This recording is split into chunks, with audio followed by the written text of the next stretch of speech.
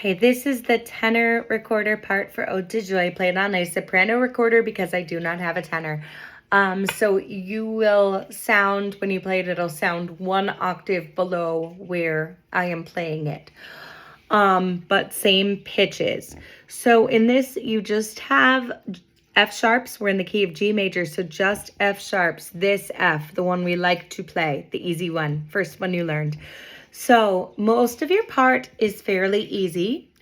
The only challenging section is really at measure 25, that interlude. There's a couple of unfamiliar notes, and then actually in the coda at the end, the ending section, there's a little tricky section just because it's fast. So let me play for you at 25, and this is what's happening between the two verses of Ode to Joy. So your part's going to sound like this.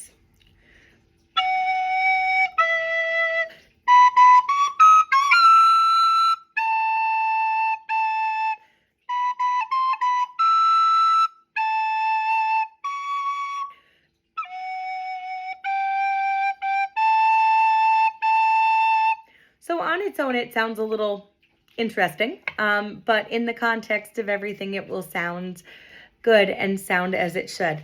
The only two notes in this section that are unfamiliar are the high C sharp, which is just 1 and 2, no thumb. There we go. And high D sharp, which is just like low D sharp or E flat. They're the same note, except you have half on the back. So half hole on the back, and then it's like a D, except instead of covering both of these holes, you're just going to cover the one. And that's going to sound like this. And then your very next note is a high E, so all you have to do is take this up. The hardest thing is going to be going from C sharp to D sharp, so you might need to practice that a bit.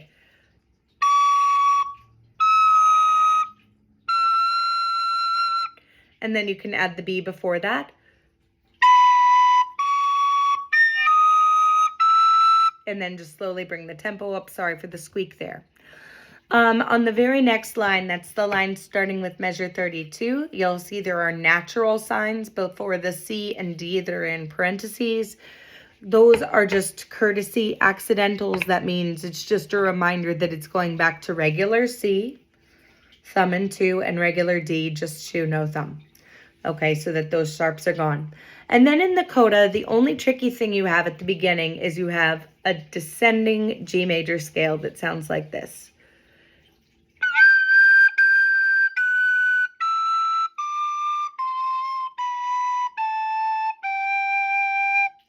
Pretty easy slow, and that's where I want you to start, is slowly.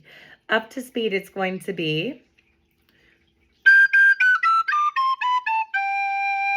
about like that. Maybe that was a little fast, but around there. So we are going to play the whole piece. I'm going to turn on the recording that has the other parts playing, and I will play your part again. This is up an octave from where you will be playing it. Okay, here we go.